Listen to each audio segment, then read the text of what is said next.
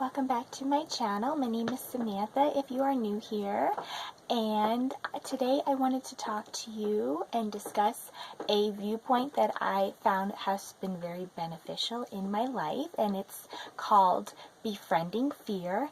And I actually did a blog on this, a blog post, which if you're interested in seeing my blog, I will leave the description and the website below. And I understand that some of my viewers are both auditory learners as well as visual learners, and I understand that not everyone receives information the same, so I like to have both. So I like to talk about this subject in a way that is a viewpoint as a friend and not really an enemy. So I like to associate things that are negative and look at the purpose of why they are there. So a lot of times when people struggle with anxiety or fear, it is either based on two things: an unprocessed memory that is associated with either a trauma or a negative event in their life, or it is something that they have learned. In my experience, humans are basically afraid of three things: lack of acceptance, the fear of being dropped, and loud noises. Everything else has been a learned fear. So when I talk about befriending fear, I like to associate it with something as to why it is in a person's life. So in my experience, I have struggled with anxiety for most of my life, and I decided one day to actually view it as less of this like abstract concept and more as a entity that wants to be integrated into my life. So a lot of times people that struggle with anxiety, struggle with burnouts, depression, PTSD, auditory learning processing disorders. It can go as far as linked to dissociative identity disorders, depersonalization, derealization, out-of-body experiences, that all really has linked to anxiety.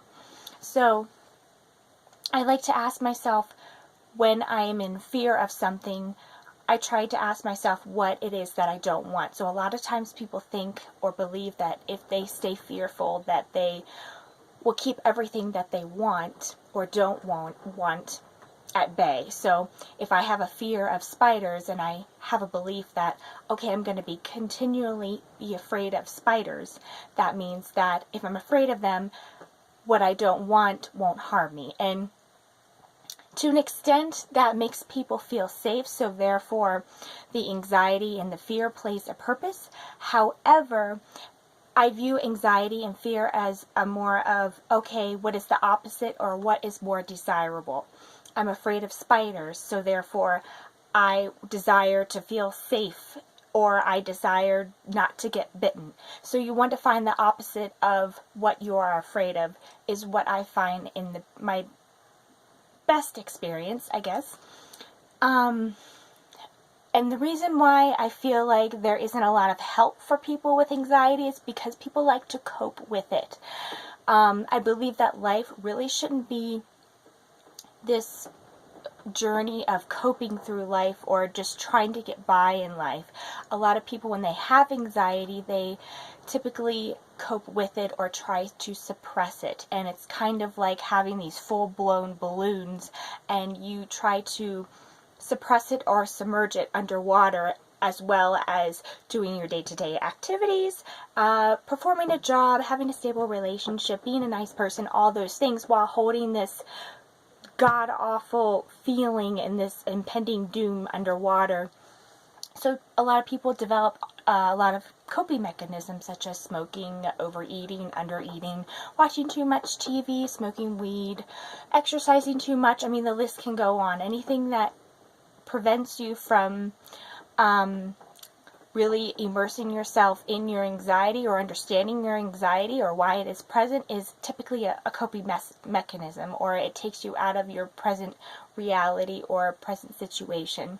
So I do have a video on my YouTube channel if you're interested in learning more about coping mechanisms, and it's called Coping Mechanisms.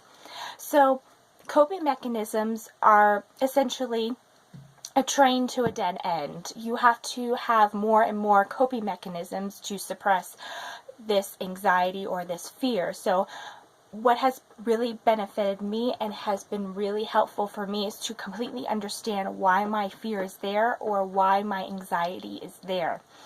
Understanding and information are two very different things. Information is more about facts. Understanding is completely getting to know a subject or someone. It is to view their viewpoint of or a perspective of a reality.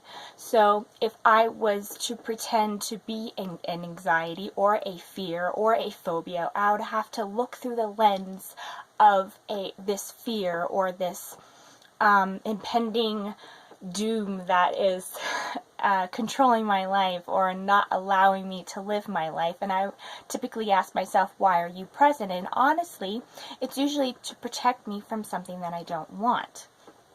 So that goes into why people can't let go of their fear, because they feel like they are protecting themselves, when really that's not the case. It's finding the opposite of what you don't want, or what it is that is more desirable. So I like to ask myself, when is the last time or the first time that I have felt this?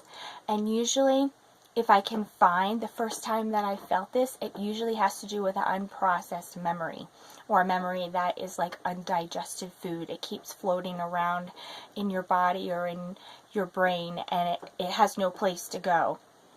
So for a very long time, or I'm still kind of a little bit fearful of public speaking, I guess. And it's ironic that I have a YouTube channel which I am talking in front of people. So the first time that I feared being in a group of people and talking to them, when I was in college, and I guess I had a lot of classes, and I remember I had this speech, and I was the very first person to have this speech, and my professor called me up, and I was not anywhere prepared, and I remember being really nervous, and I remember being really judged. So my fear of public speaking, or my fear of talking in front of other people, has more to do with being judged and viewing negatively. So it's not really the aspect of the anxiety itself. It's more of, okay, what am I feeling judged about? That type of thing. What other emotions come with anxiety? A lot of times people have emotions that have to do with not just fear, but it has to do with a sense of trauma or guilt. A lot of people struggle that have anxiety feel that maybe they're misunderstood. So what I find is most healing to people and emotions is to understand them completely, to understand their reality, to understand what purpose there is in a specific environment, or what it is that this emotion is trying to protect you from. So that's all that I have for today, and I just wanted to do a quick video before I go back to work, and I wanted to say thank you so much for watching, and I will be sure to leave the link to my website at the bottom of in the description. So thank you so much, and have a beautiful day.